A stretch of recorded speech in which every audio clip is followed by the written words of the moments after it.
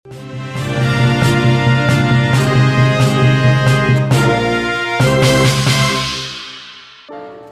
politik dan kedudukan sosial.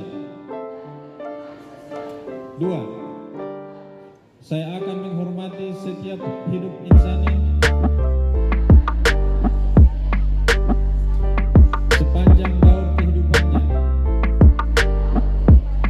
3. Saya akan mempertahankan dan menjunjung tinggi martabat profesi keperawatan dengan terus-menerus mengembangkan ilmu keperawatan. 4. Saya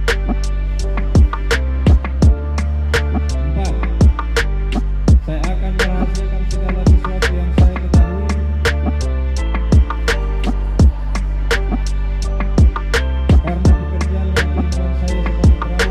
karena pekerjaan dan keilmuan saya sebagai perawat, kecuali jika diminta keterangan untuk proses hukum.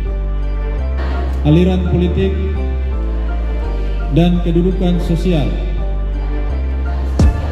2. Saya akan menghormati setiap hidup insani sepanjang daur kehidupannya. 3. Saya akan mempertahankan dan menjunjung tinggi martabat profesi keperawatan dengan terus-menerus mengembangkan ilmu keperawatan. 4. Saya akan merahasiakan segala sesuatu yang saya ketahui